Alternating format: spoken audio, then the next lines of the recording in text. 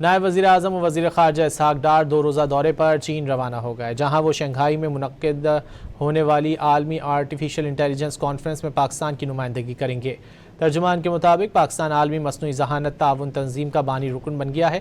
اسحاق ڈار دورے کے دوران عالمی مصنوعی ذہانت تعاون تنظیم کے قیام کے معاہدے پر پاکستان کی جانب سے دستخط بھی کریں گے۔ دفتر خارجہ کا کہنا ہے کہ دورہ چین کے دوران نائب وزیر اعظم کی عالمی رہنماؤں سے مصنوعی ذہانت کے تعاون پر اہم ملاقاتیں بھی متوقع ہیں۔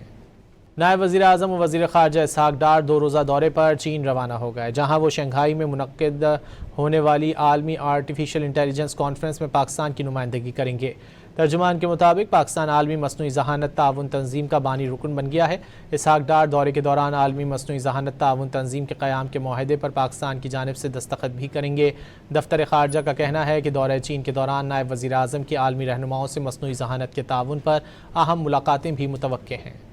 نائب وزیر اعظم و وزیر خارجہ اسحاق ڈار 2 روزہ دورے پر چین روانہ ہو گئے، جہاں وہ شنگھائی میں منعقد ہونے والی عالمی آرٹیفیشل انٹیلیجنس کانفرنس میں پاکستان کی نمائندگی کریں گے۔ ترجمان کے مطابق پاکستان عالمی مصنوعی ذہانت تعاون تنظیم کا بانی رکن بن گیا ہے۔ اسحاق ڈار دورے کے دوران عالمی مصنوعی ذہانت تعاون تنظیم کے قیام کے معاہدے پر پاکستان کی جانب سے دستخط بھی کریں گے۔ دفتر خارجہ کا کہنا ہے کہ دورہ چین کے دوران نائب وزیر اعظم کی عالمی رہنماؤں سے مصنوعی ذہانت کے تعاون پر اہم ملاقاتیں بھی متوقع ہیں۔